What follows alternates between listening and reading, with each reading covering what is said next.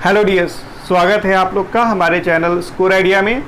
आज हम लोग हिस्ट्री में प्रोटो हिस्टोरिक पीरियड के सेक्शन सेकेंड वैदिक सिविलाइजेशन को पढ़ने जा रहे हैं। वैदिक सिविलाइजेशन भारत की दूसरी सिविलाइजेशन थी जो कि इंडस वैली सिविलाइजेशन के डिक्लाइनेशन के एक लार्ज गैप के बाद पाई गई। भारत की जो सिविलाइजेशन थी हड़प्पन सिविलाइजेशन या फिर इंडस वैली सिविलाइजेशन, उसके खोज से पहले वैदिक सिविलाइजेशन को ही हम लोग भारत की जो है फर्स्ट सिविलाइजेशन के रूप में जानते थे। लेकिन अब जब इंडस वैली सिविलाइजेशन के बारे में सब कुछ जान लिया गया है, तो वैदिक सिविलाइजेशन क्या हो गई है, भारत की दूसरी सिविलाइजेशन। तो अगर हम लोग जो है वैदिक सिविलाइजेशन के जनरल इंट्रोडक्शन में हम लोग बात करें कि सिविलाइजेशन इन इंडिया, भारत में जो सभ्यता का क्रम है वो कौन सा है, उसमें वैदिक सिविलाइजेशन कौन सा क्रम का है, तो दूसरा। तो देखिए वैदिक सिविलाइजेशन इन इंडिया में जो भारत की पहली सिविलाइजेशन थी वो कौन सी थी, हड़प्पन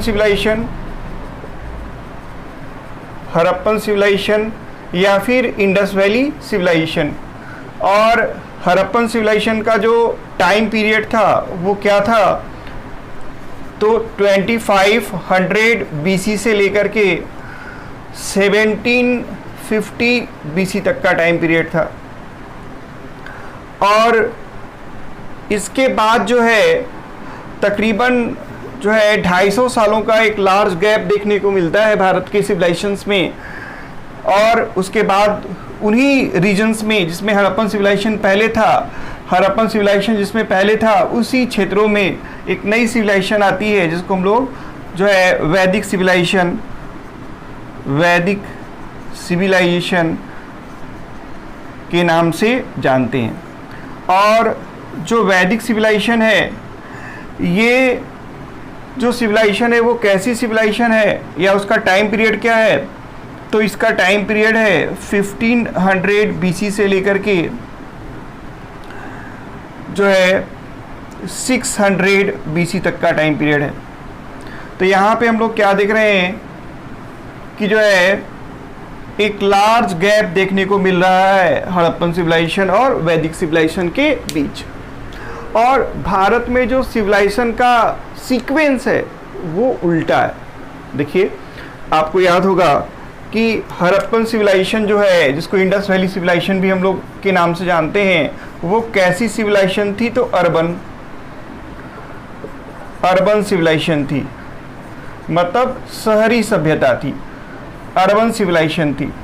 लेकिन जो वैदिक सिविलाइजेशन आई है 1500 बीसी से 1600 बीसी के बीच का, ये सिविलाइजेशन जो है वो कैसी सिविलाइजेशन है, तो ये रूरल सिविलाइजेशन है, मतलब ग्रामीण सभ्यता है। तो यहाँ पे हम लोग क्या कह रहे हैं कि भारत में जो सभ्यता का क्रम है वो थोड़ा उल्टा है। भारत में पहले नगरीय सभ्यता आई और उसके बाद जो है ग्रामीण सभ्यता आई। मतलब भारत में पहली सिविलाइजेशन अर्बन सिविलाइजेशन थी और दूसरी सिविलाइजेशन जो थी वो रूरल सिविलाइजेशन थी। तो ये सभ्यता का क्रम कहीं ना कहीं क्या है, उल्टा है। वैदिक सिविलाइजेशन के नोमेनक्लेचर या फिर वैदिक सभ्यता के नामांकन की बात करें, तो जो वर्ड वैदिक है वो कहाँ से लिया गया है, जो वर्ड वैदिक है वो कहाँ से लिया गया है, तो ये लिया गया है कहाँ से, तो वेद से।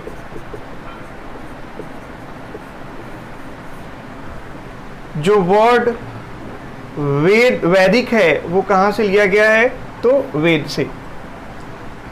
और वेद शब्द का जो है शाब्दिक अर्थ क्या होता है, तो नॉलेज।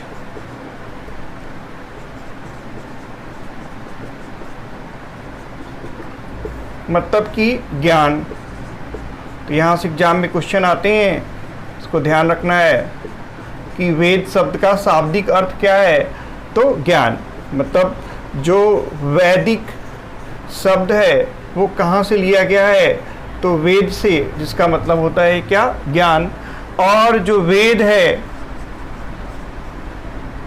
जो वेद है वो कुल कितने हैं, तो 4 हैं। और ये 4 वेद कौन कौन से हैं, तो आपको ऋग्वेदा, सामवेदा, यजुर्वेदा,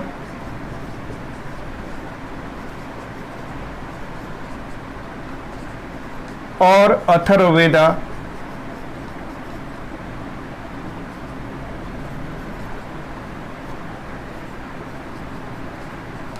तो ये कुल 4 वेद हैं जिसको हम लोग वैदिक लिटरेचर में जो है अच्छे से पढ़ेंगे कि ये कौन कौन से वेद हैं और इनमें क्या क्या खासियत है, या इसके आधार पे जो है वैदिक पीरियड का डिवीजन किस तरह से किया गया है। ये जो वैदिक पीरियड है,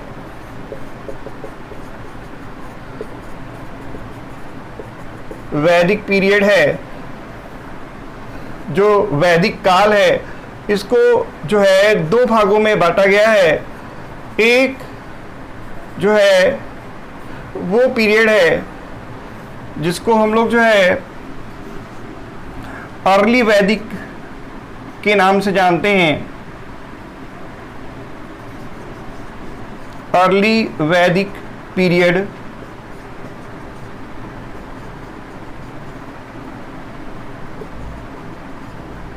और दूसरे को जो है लेटर वैदिक पीरियड के नाम से जानते हैं।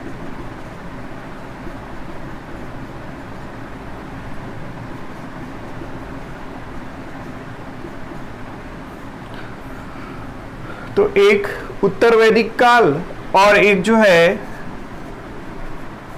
पूर्व वैदिक काल के नाम से हम लोग जानते हैं।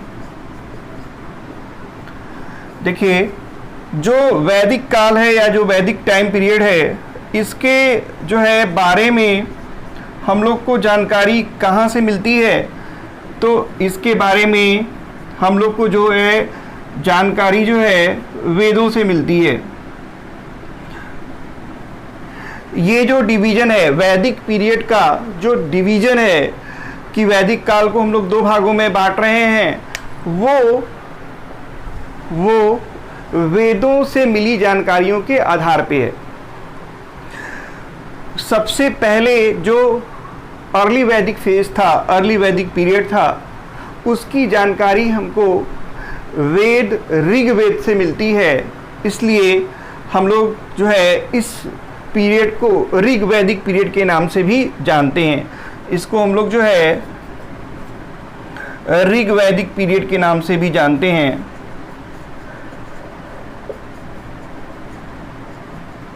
और जो बाकी इसके बाद का जो टाइम पीरियड है लेटर वैदिक पीरियड का, उसकी जानकारी हमें अन्य वेदों से मिलती है, जिसमें हम लोग जो है ऋग्वेद के अलावा जो 3 और वेद हैं उनसे जो जानकारी मिलती है, सामवेद, यजुर्वेद और अथर्ववेद से जो जानकारी मिलती है, जिस पीरियड की जानकारी मिलती है, उसको हम लोग जो है लेटर वैदिक पीरियड के नाम से जानते हैं। और ये वैदिक काल भी 2 भागों में डिवाइडेड हो जाता है। ये वैदिक काल जो 1500 BC से लेकर के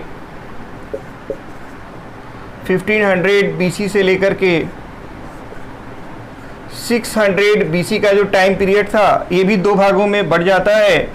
अर्ली वैदिक पीरियड का जो टाइम पीरियड होता है वो 1500 BC से लेकर के 1000 BC तक का टाइम पीरियड माना जाता है। और जो लेटर वैदिक पीरियड है, इसका जो टाइम पीरियड है वो 1000 BC से 1000 BC से लेकर के 600 BC 600 BC तक का टाइम पीरियड माना जाता है। तो यहाँ पे हम लोग क्या बोल रहे हैं कि जो वैदिक सिविलाइजेशन थी भारत में, जो दूसरी सिविलाइजेशन थी वो वैदिक सिविलाइजेशन थी, उसके टाइम पीरियड, उसके कालक्रम, उसके समय को हम लोग किस नाम से जानते हैं, तो वैदिक काल या वैदिक पीरियड के नाम से जानते हैं। मतलब जिस काल में, जिस टाइम पीरियड में वैदिक सभ्यता थी, उसको हम लोग वैदिक पीरियड के नाम से जानते हैं। और इस वैदिक पीरियड का जो टाइम पीरियड है वो 1500 BC से 600 BC तक का है। और इस वैदिक पीरियड को हम लोग 2 भागों में बांट रहे हैं, एक अर्ली वैदिक पीरियड और एक लेटर वैदिक पीरियड। मतलब उत्तर वैदिक काल और जो है पूर्व वैदिक काल।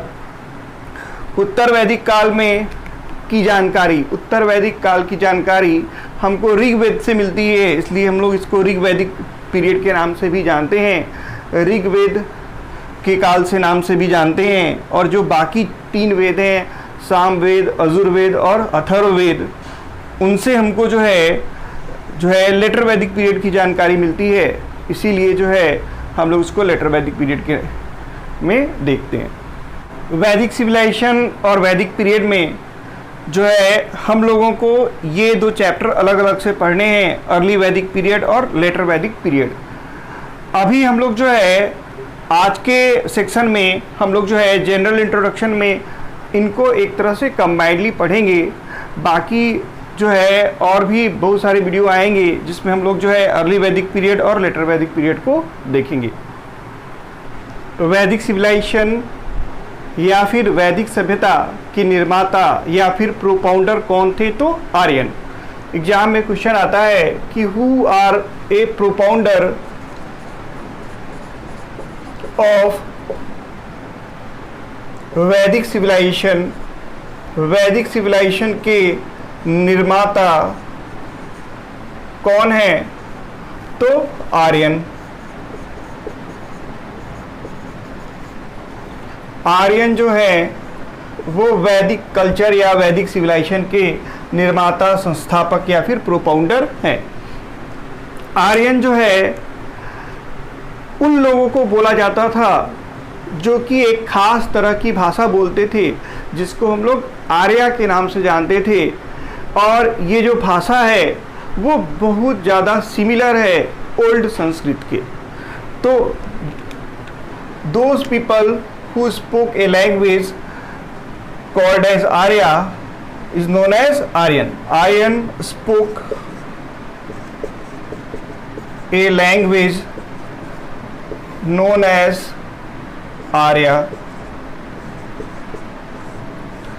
और जो वर्ड आर्यन है, जो वर्ड आर्यन है,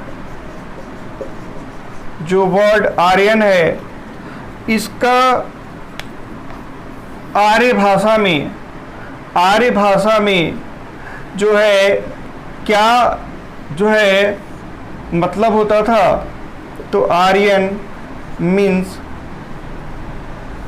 किस भाषा में? तो आर्या भाषा में।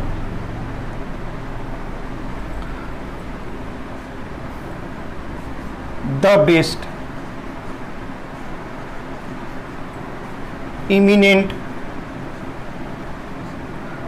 या फिर हाई बर्थ।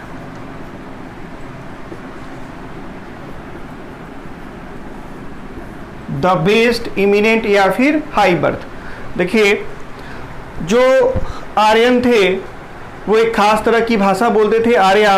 और आर्या भाषा में आर्यन शब्द का शाब्दिक अर्थ क्या था? तो बेस्ट, एमिनेंट और फिर हाई बर्थ। तो यहाँ पे हम लोग क्या बोल रहे हैं कि जो है आर्यन शब्द का शाब्दिक अर्थ क्या था? तो उत्तम,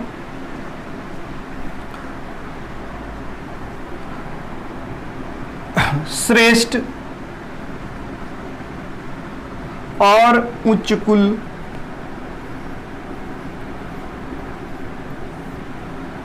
तो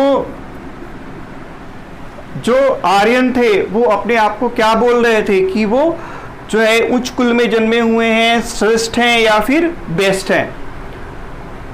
और जो है इसीलिए हम लोग बोलते हैं, एग्जाम में क्वेश्चन आता है कि किसके आधार पे आर्यन को बेस्ट समझा जाता था या फिर एमिनेंट समझा जाता था? तो भाषाई आधार पे, लैंग्वेज के आधार पे आर्यन को क्या बोला गया है? बेस्ट, एमिनेंट या फिर उच्च कुल में जन्मा हुआ, हाई बर्थ, हाई सोसाइटी में जन्मा हुआ पर्सन। और जो आर्यन थे वो अपने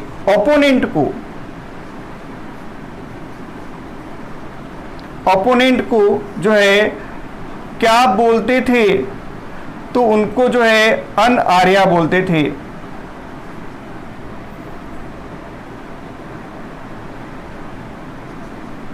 अनआर्य बोलते थे। और इसका मतलब क्या, इसका जो है इसको क्या बोलते थे, तो दास या फिर दस्क।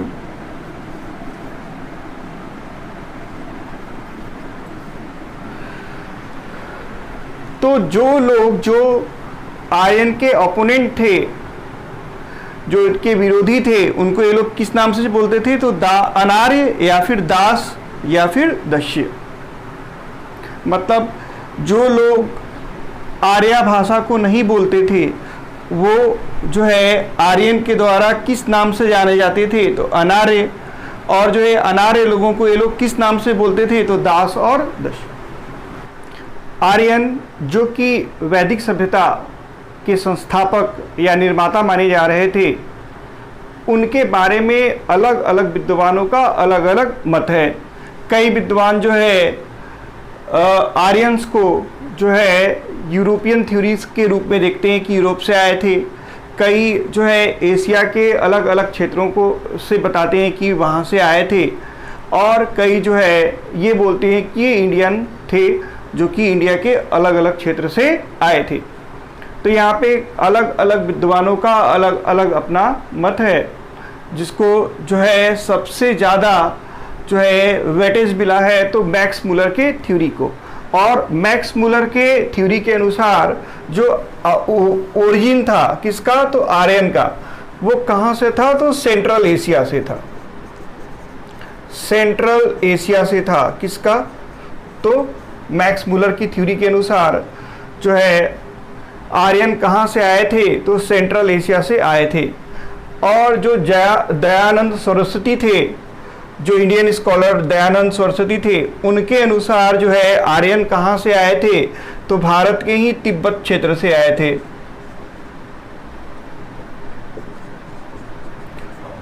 भारत के ही तिब्बत क्षेत्र से आए थे।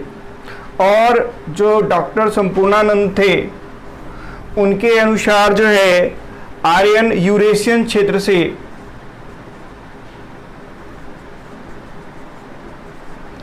यूरेशियन क्षेत्र से आए थे।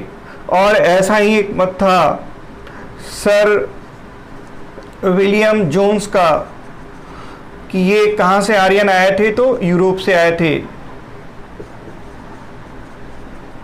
और जो बाल गंगाधर तिलक थे, इनका एग्जाम में कई बार क्वेश्चन भी पूछा हुआ है कि बाल गंगाधर तिलक के अनुसार आर्यन भारत में कहाँ से आए थे, तो बाल गंगाधर तिलक के अनुसार आर्यन जो थे वो भारत में आर्कटिक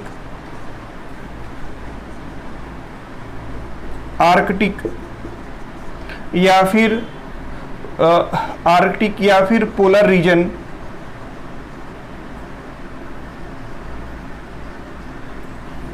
ध्रुवीय क्षेत्रों से आए थे।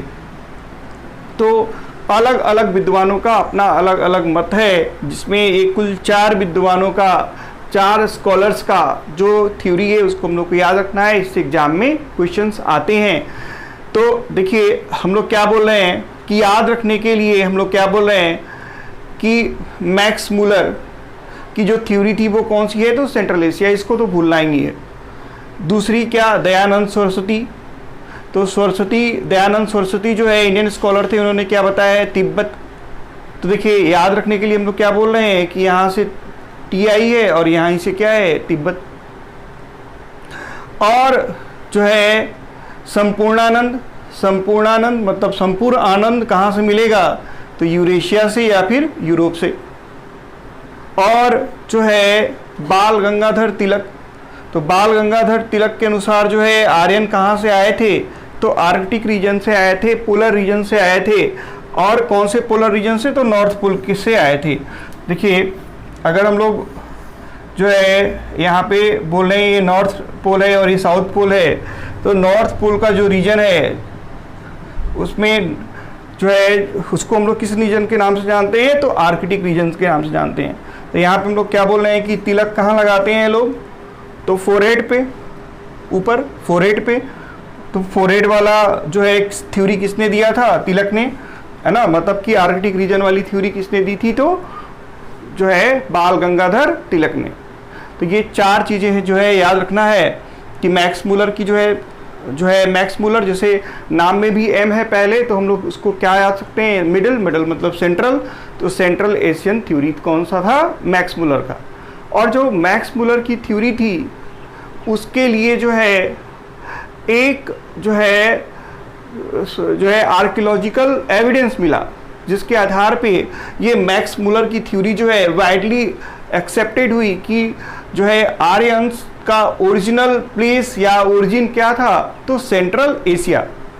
देखिए टर्की में, जिसको हम लोग एशिया माइनर के नाम से भी जानते हैं, जो कि एक सेंट्रल एशिया का पार्ट है, वहाँ पे एक जो है इंस्क्रिप्शन मिलता है, बुगाजकोई इंस्क्रिप्शन के नाम से जानते हैं। और इस बुगाजकोई इंस्क्रिप्शन में जो है ये प्रूफ हुआ, ये साक्ष्य जो है मौजूद हैं कि जो है ये जो है आर्यन जो थे वो सेंट्रल एशिया के थे, और जो है वो चल के कहाँ आए थे, तो भारत।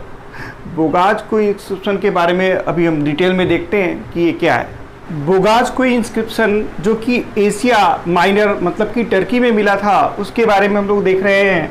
तो देखिए बुगाजकोई इंस्क्रिप्शन जो था, जिसको हम लोग बुगाजकोई अभिलेख के बारे नाम से भी जानते हैं, वो कहाँ मिला है, तो टर्की में, जिसे एशिया माइनर के नाम से भी जानते हैं। एग्जाम में जो है वाइडली पूछे जाने वाला क्वेश्चन है कि बुगाजकोई इंस्क्रिप्शन फाउंड फ्रॉम, तो क्या बोलोगे, एशिया माइनर या फिर टर्की। और इस बुगाजकोई इंस्क्रिप्शन में क्या था, तो इसमें दो राजाओं के बीच जो है एक ट्रीटी हुई थी, उसको लिखा गया था, उसको जो है इंस्क्रिप्टेड किया गया था। और इस ट्रीटी में जो है 4 वैदिक देवताओं को साक्षी माना गया था कि भगवान जो है 4 वैदिक जो गॉड हैं वो इस जो है समझौते के साक्षी हैं, विटनेस हैं। तो इसलिए जो है ये फेमस है। और जो है इसमें जो है ट्रीटी हुआ था किसके किसके बीच, तो हत्ती राजा, हत्ती किंग सुबिलिम्बा के बीच, और मितानी राजा जो है मती उजा के बीच जो है ये ट्रीटी हुई थी। तो ये जो है बुगाजकोई इंस्क्रिप्शन जो अभिलेख है वो दो राजाओं जो कि एक हत्ती किंग के नाम से जानते हैं सुबीमाला, और मिथानी किंग जो है मती उजा के नाम से जानते हैं, उनके बीच ये संधि जो है लिखी गई थी। और इस संधि के अभिलेख में जो है 4 वैदिक देवताओं का जिक्र है। और ये देवता कौन कौन से थे, तो इंद्र थे, मित्र थे, और वरुण थे, और नासत्य। तो ये 4 वैदिक देवताओं का जिक्र कहाँ से मिलता है, तो बुगाजकोई इंस्क्रिप्शन में मिलता है। और बुगाजकोई इंस्क्रिप्शन कहाँ पे है, तो एशिया माइनर टर्की में, जो कि सेंट्रल एशिया का पार्ट है। और इसी आधार पे मैक्स मूलर ने जो है बताया कि जो है सेंट्रल एशिया से ही जो है संभवतः जो है ओरिजिन था किसका, आर्यन का। तो ओरिजिन ऑफ आर्यन में हम लोग जो है क्या देख रहे थे कि जो है कहाँ से है, तो सेंट्रल एशिया। और इस बात की पुष्टि कौन कर रहा है, इस बात का विटनेसेस कौन है या एविडेंस कहाँ से मिला है, तो बुगाजकोई इंस्क्रिप्शन से। बुगाजकोई इंस्क्रिप्शन से ही ये बात पता चल रही है कि जो है 4 वैदिक देवताओं का जिक्र है।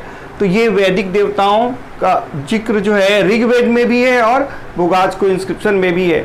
तो यहाँ से जो है एक आर्कियोलॉजिकल एविडेंस मिल गया, जो है किस बारे में, तो वैदिक सिविलाइजेशन के बारे में, और उनमें जो आर्यन थे उनके ओरिजिन के प्लेस को भी।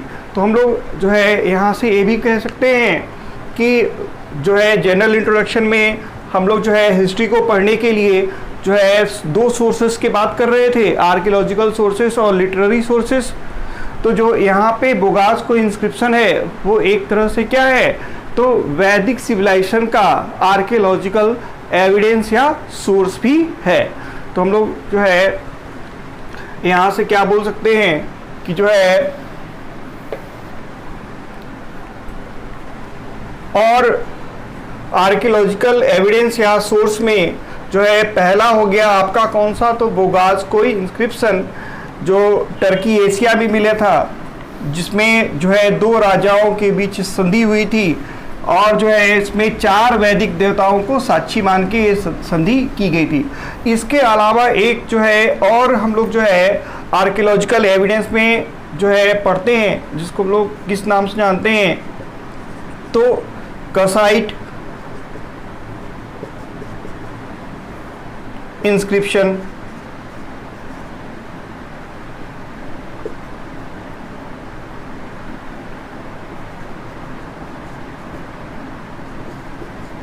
कसाइट इंस्क्रिप्शन, और ये कहाँ से मिला था,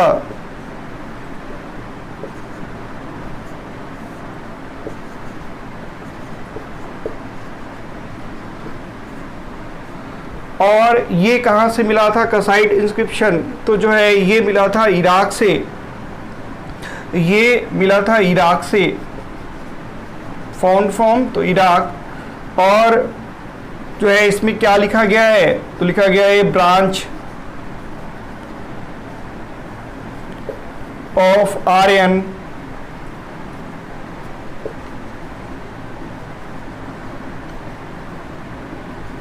coming to Iran and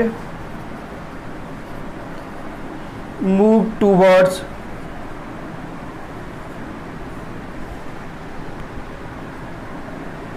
India.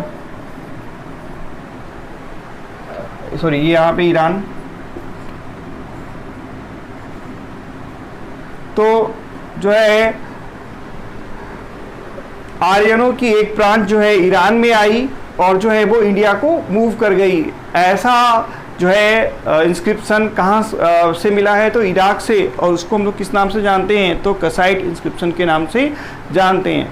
तो ये जो 2 जो है क्या हो गए, तो आर्कियोलॉजिकल एविडेंस या फिर सोर्सेस हो गए किसके, तो वैदिक सिविलाइजेशन के।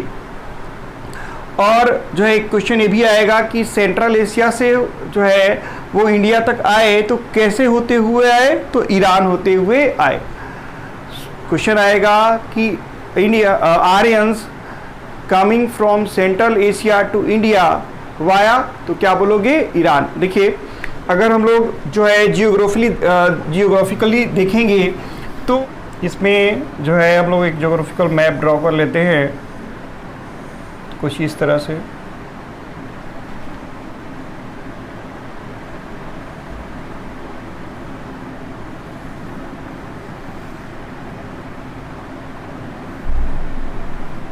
तो देखिए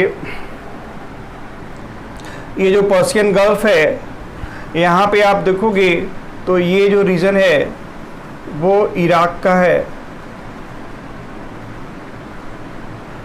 इधर जो है टर्की का रीजन है, और इधर जो ये रीजन है ये ईरान का है, और जो है ये रीजन जो है अफ़गानिस्तान का है, फिर पाकिस्तान, और फिर जो है इंडिया। उस समय तो अफ़गानिस्तान पाकिस्तान इंडिया एक ही था।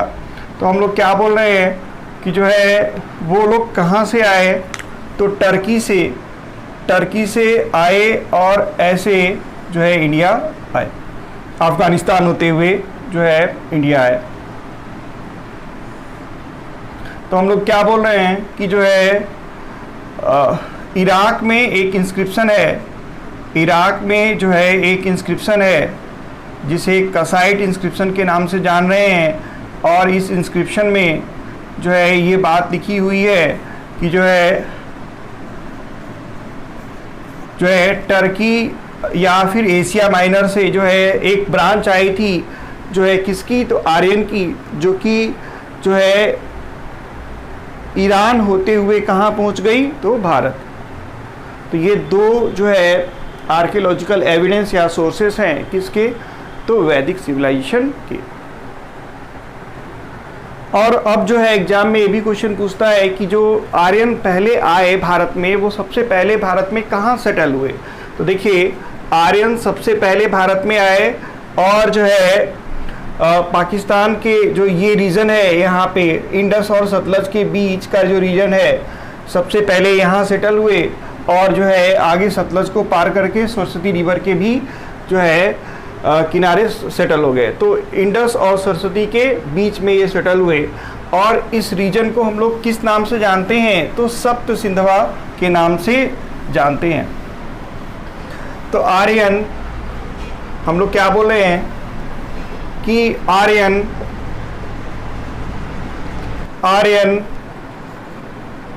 First settled in a place called as सप्त सिंधवा।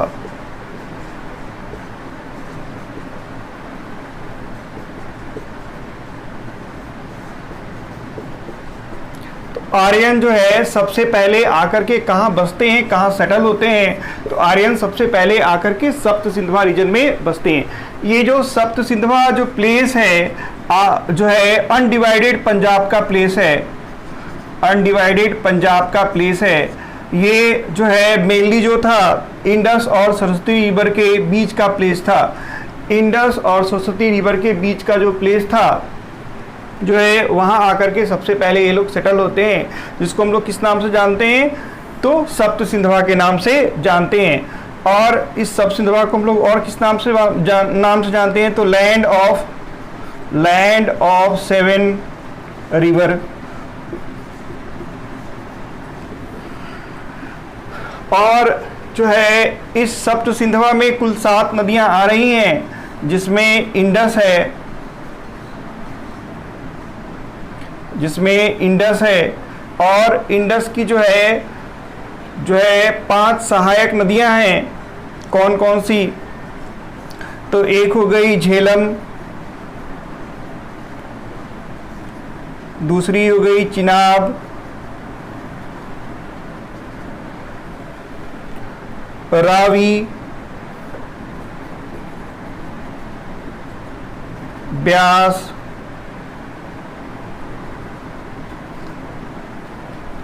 और सतलज।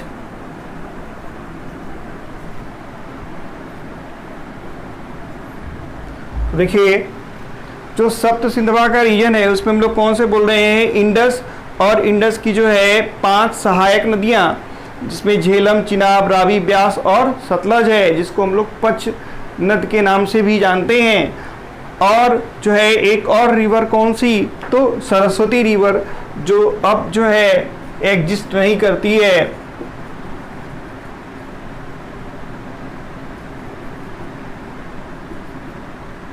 सरस्वती रिवर जो है अब एग्जिस्ट नहीं करती है। तो ये कुल 7 नदियां थी जो है, इसी नदियों के रीजन में जो है आर्यन सबसे पहले आए और आकर के क्या हो गए, जो है व्यवस्थापित हो गए, सेटल्ड हो गए। तो Sapta Sindhava is a place which is called as land of 7 river and it is undivided Punjab, मतलब पाकिस्तान प्लस इंडिया वाले जो है पंजाब रीजन में सबसे पहले आकर के सेटल्ड होते हैं। कौन, तो आर्यन। और जो है ये 7 नदियां जो सप्त सिंधवा में हैं वो कौन कौन सी हैं, तो सिंधु और सिंधु की 5 सहायक नदियां। और 7वीं रिवर कौन सी हो गई, तो सरस्वती रिवर। और सरस्वती रिवर जो है मोस्ट सैक्रेड, पवित्र रिवर थी किसकी, तो जो है वैदिक सिविलाइजेशन की। हड़प्पन सिविलाइजेशन या इंडस वैली सिविलाइजेशन में जो रिवर थी इंडस, वो जो है काफ़ी इम्पोर्टेंट रिवर थी। लेकिन जो वैदिक सिविलाइजेशन है उसमें जो मोस्ट होलीएस्ट या सैक्रेड या इम्पोर्टेंट रिवर हो जाएगी वो कौन हो जाएगी, तो सरस्वती। और देखिए हम लोग क्या बोल रहे हैं कि सिंधु की जो है कुल 5 सहायक नदियां हैं, जो है कुल 5 सहायक नदियां हैं। कौन कौन सी, तो झेलम, चिनाब, रावी, ब्यास और सतलज जो है इस रीजन में बहती हैं। और इस रीजन को हम लोग जो है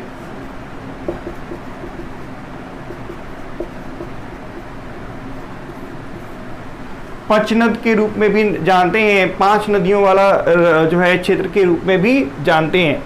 तो जो है ये यहाँ से याद रखना है हम लोगों को कि जो है आर्यन पहले कहाँ से आके सेटल हुए, तो सप्त सिंधवा। ऋग्वेद में भी इन नदियों का उल्लेख है और उनके जो है ऋग्वैदिक नाम भी हैं। तो जो ऋग्वैदिक रिवर्स हैं उनके नाम जो है हम लोग ऋग्वैदिक पीरियड में पढ़ेंगे, जिसका उल्लेख जो है ऋग्वैदिक पीरियड में ऋग्वेद में भी है। अब हम लोग जो है अगर जनरल इंट्रोडक्शन में जो है जियोग्राफिकल रीजन की बात करें,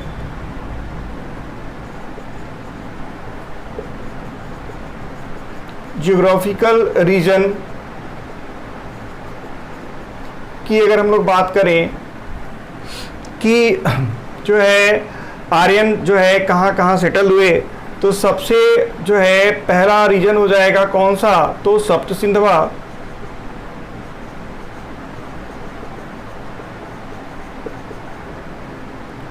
पहले रीजन हो जाएगा सप्त सिंधवा।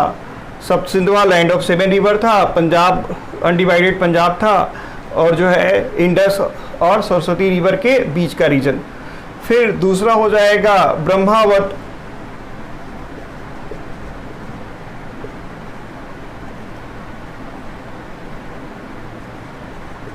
ब्रह्मावत, और ये जो ब्रह्मावत रीजन है, ये रीजन है आपको सरस्वती और यमुना के बीच का रीजन।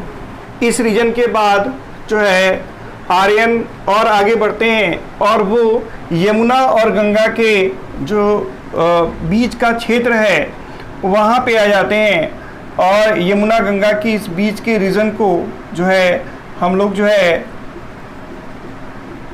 मध्य देश के नाम से जानते हैं।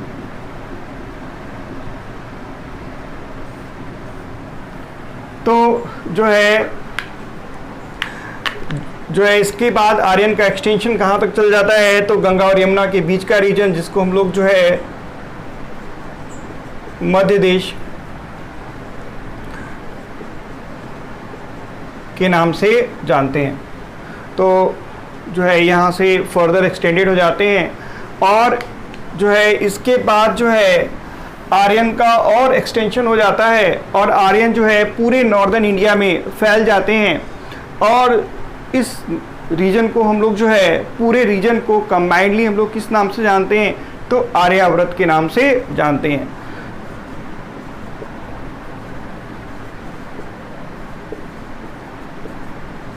तो ये रीजन जो है फाइनली क्या हो जाता है, आर्यावर्त के नाम से जानते हैं। तो देखिए यहाँ पे याद रखना है कि जो जियोग्राफिकल रीजन में अगर हम लोग बात करेंगे, तो पहला हो गया सप्त सिंधवा, दूसरा हो गया ब्रह्मावत, फिर हो गया मध्य देश, और फिर उसके बाद फर्दर पूरी तरह से एक्सटेंशन, जिसको हम लोग जो है आर्यावर्त के नाम से जानते हैं। तो देखिए यहाँ पे जो है विंध्याचल की पहाड़ियाँ हैं, विंध्याचल की पहाड़ियाँ हैं, और विंध्याचल पर्वत के इधर जो है ये जो पूरा रीजन है, जो है ये जो पूरा रीजन है, ये गंगा यमुना वाला रीजन जो था वो मध्य देश के नाम से जाना जाता था।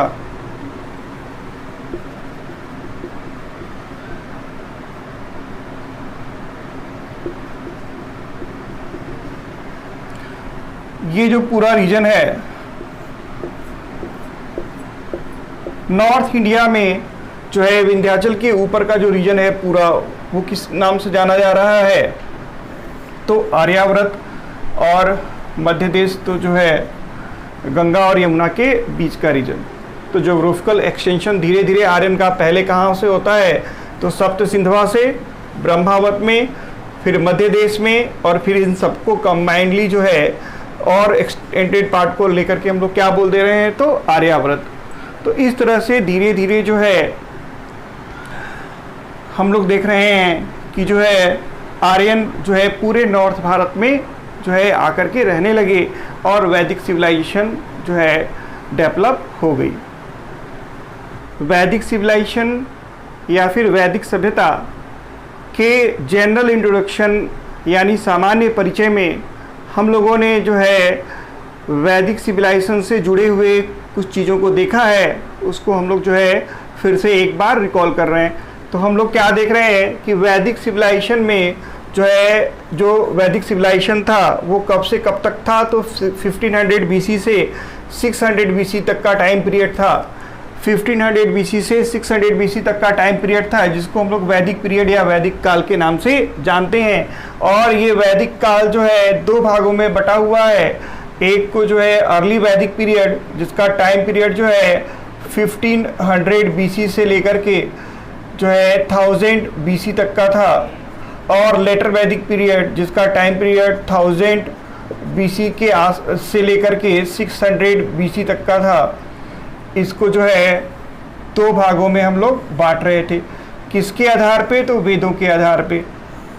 जो है इसकी जानकारी जो है हमको किस वेद से मिलती है? तो ऋग्वेद से मिलती है, इसलिए हम लोग जो है ऋग्वैदिक पीरियड के नाम से भी जानते हैं। ऋग्वैदिक पीरियड के नाम से भी जानते हैं। और जो है इस वैदिक सभ्यता या वैदिक सिविलाइजेशन के निर्माता या संस्थापक कौन थे? तो आर्यन कौन थे? तो आर्यन जो है एक जनजातीय समूह था, एक जो है जनजातीय समूह था जो एक खास तरह की भाषा बोलते थे, जिसको हम लोग क्या बोलते थे? आर्या। और आर्यन भाषाई आधार पे अपने आप को क्या बोलते थे? तो जो है द बेस्ट या फिर इमिनेंट। और आर्यन अपने ओपोनेंट्स को क्या बोलते थे? अनार्या और दास और दस्यु। और ये आर्यन जो है वो कौन थे? तो जो है वाइडली एक्सेप्टेड जो थ्योरी थी उसके अनुसार आर्यन कहाँ से आए थे? तो सेंट्रल एशिया से।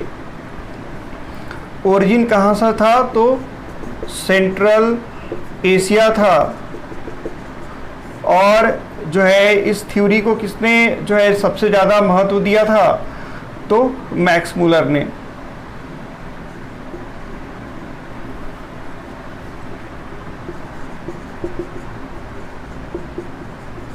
एग्जाम में आया वो क्वेश्चन है, इसलिए याद रखना है। मैक्स मूलर जो है सेंट्रल एशिया की थ्योरी दिए थे ओरिजिन ऑफ आर्यन की।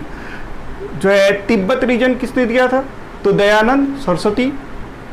और आर्कटिक जो है रीजन से आर्यन आए थे वो किसने दिया था? तो बाल गंगाधर तिलक। तिलक कहाँ लिखा होगे? फोरहेड पे। नॉर्थ पोल किधर है? ऊपर में, इसलिए याद रखना है। फिर हम लोग क्या बोल रहे हैं कि आर्कियोलॉजिकल जो सोर्सेस ऑफ एविडेंस थे उनमें जो है दो चीज़ों को हम लोग याद रख रहे थे। पहला था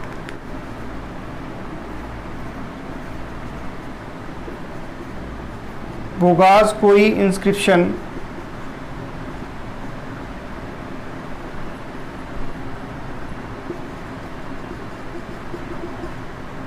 बोगासकोई का अभिलेख, बोगासकोई इंस्क्रिप्शन जो कि एशिया माइनर या टर्की से पाया गया था। दूसरा कौन सा था? तो कसाइट इंस्क्रिप्शन। और ये कहाँ से मिला था? इराक से, जिसमें ये बताया गया था कि जो है आर्यन की एक ब्रांच जो है ईरान होते हुए कहाँ गई थी? भारत। बोगासकोई इंस्क्रिप्शन में क्या था? तो जो है चार वैदिक देवताओं, चार ऋग वैदिक के देवताओं को जो है साक्षी मान के दो राजाओं के बीच जो है एक समझौता, एक ट्रीटी हुई थी, जिसका उल्लेख बोगासकोई इंस्क्रिप्शन में मिलता है। ज्योग्राफिकल रीजन में हम लोग बात करते हैं तो सबसे पहले बोल रहे हैं क्या कि जो है सेंट्रल एशिया से होते हुए वो लोग कहाँ पहुँचे? ईरान। और ईरान से वो लोग कहाँ पहुँचे? भारत। और भारत में जो है सबसे पहले कहाँ पे व्यवस्थापित हुए या रहने लगे आकर के? तो वो प्लेस कौन सा था? तो सप्त सिंधवा। तो पहला इनका रीजन, ज्योग्राफिकल रीजन क्या था? तो सप्त सिंधवा। उसके बाद जो है सप्त सिंधवा का जो रीजन था वो कौन कौन सा था, तो इंडस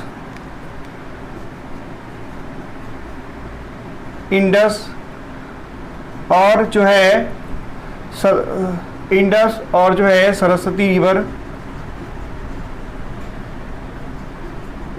के बीच का रीजन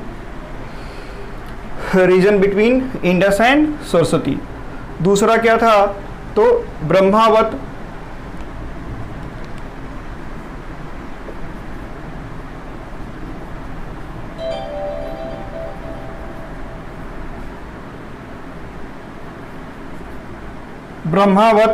और ये रीजन किसके किसके बीच का था, तो जो है सरस्वती और यमुना के बीच का रीजन था।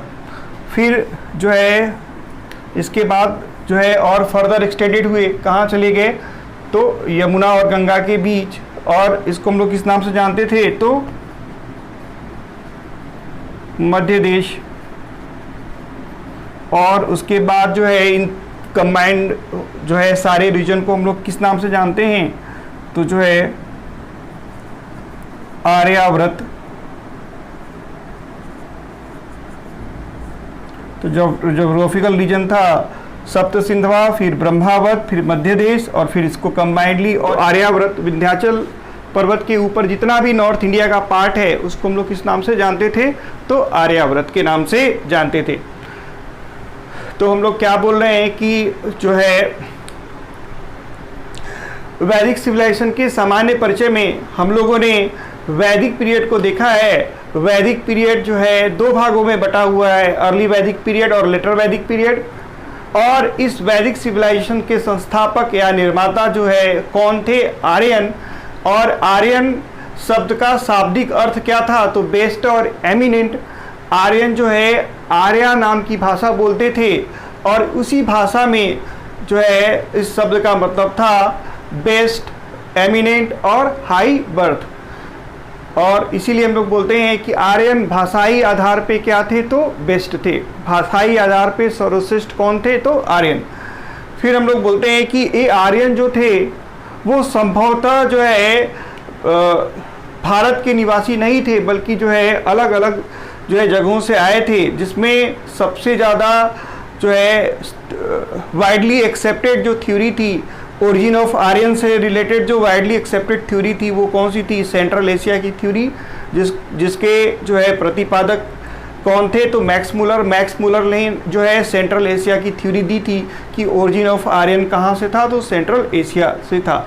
और इस बात को जो है एविडेंस के तौर पे यूज किया गया archaeological evidence of Vedic civilisation को, जिसमें जो है बोगाज को इंस्क्रिप्शन जो कि टर्की या फिर एशिया माइनर में पाया जाता है, उस टर्की और एशिया माइनर के बोगाज को इंस्क्रिप्शन को जो है आधार माना जाता है, क्योंकि इस बोगाज को इंस्क्रिप्शन में जो है 4 ऋग वैदिक देवताओं इंद्र, वरुण, नित्य और मित्रा का जिक्र था, जिनको जो है साक्षी मान करके हत्ती और मितानी राजाओं ने जो है एक समझौता, एक ट्रीटी किया था। और जो है दूसरा एविडेंस क्या था आर्कियोलॉजिकल, तो कसाइट इंस्क्रिप्शन। ये जो है इंस्क्रिप्शन कहाँ पे है, इराक में है। और इराक में ये इंस्क्रिप्शन है जिसमें ये लिखा गया है कि आर्यनों की एक ब्रांच ईरान होते हुए, याद रखिएगा ये इंस्क्रिप्शन है इराक में, और लिखा गया है क्या कि ईरान होते हुए जो है आर्यनों की एक ब्रांच जो है भारत गई।